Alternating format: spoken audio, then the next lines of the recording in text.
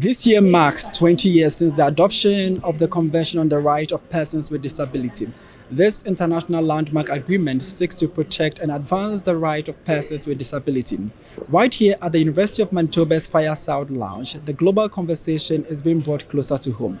Students, community members, and advocates have gathered to attend an event hosted by the Office of Equity and Transformation. This year's event is centered around accessibility, anti-ableism, and human rights. The event features keynote speakers, experts with lived experiences, as well as community organizations involved in disability advocacy, all aimed at creating dialogue and also promoting awareness around accessibility here on campus and beyond. We will be bringing you highlights of the event and also get to speak with some of the organizations as well as the attendees for the event. This is the Manitoban. My name is Roy Albright. What is the mission or the vision of your organization? Ultimately, we're a advocacy-based organization. We're grassroots. That means that our roots come from families that said they wanted a better life for their family members who had an intellectual disability. In a world back when this organization started, people with intellectual disabilities were pushed into institutions right at birth. So they were taken away and sent to an institution to live. Families fought back and said our children deserve to live in their own communities with their families and live an everyday life like everyone else. So our mission and values are based around that every person belongs in their home communities with the right supports and services around them to support them to live an everyday life. And as we are nearing the 20th celebration, definitely in December, and you have been in advocacy, what would you say when it comes to the voices of people with disability? How has the progress been so far? Have they really been given that full autonomy to speak for themselves? What is the status as far as your role in advocacy is concerned and your experience so far? We are always looking for ways to have us have our voices.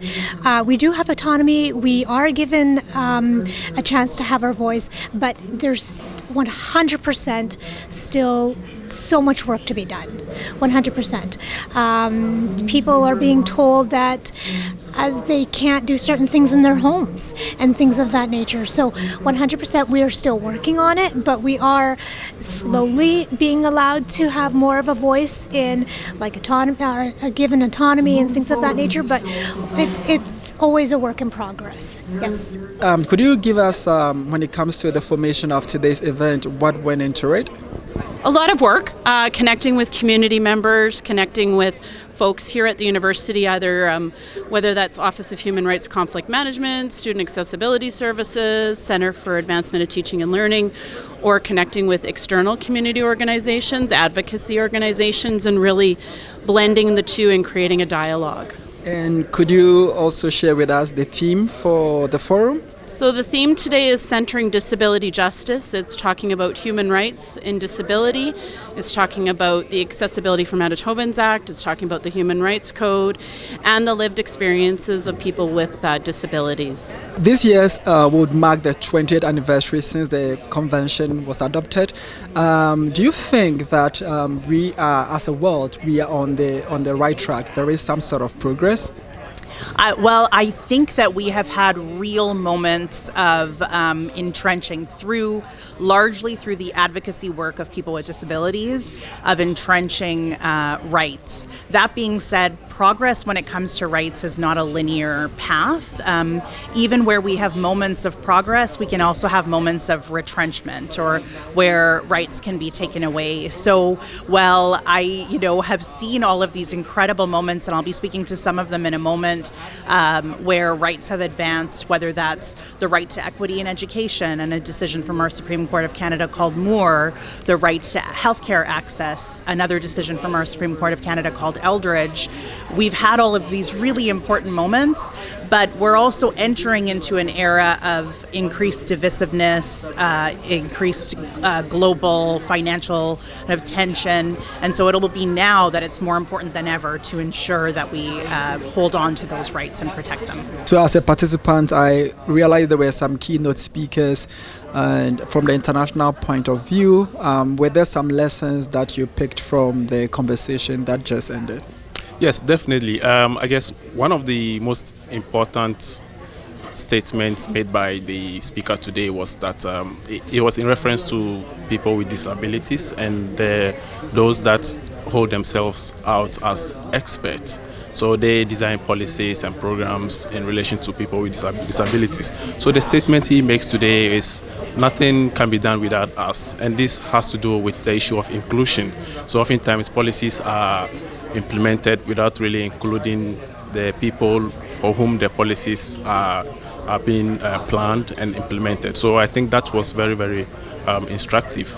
And I sort of think of it in a very broad sense, extending it beyond understanding how we engage people with disabilities, but then also people that are like minorities and those that are generally disadvantaged in societies. How do we engage them in policies and programs without really sidelining them in our programming and planning? Yeah, so this was a very important statement he made today, which I'll take home with me today. In your leadership role and also being the Vice Provost Equity, could you share with us some progress that have been made so far in relation to accessibility, anti-ableism, and human rights in general?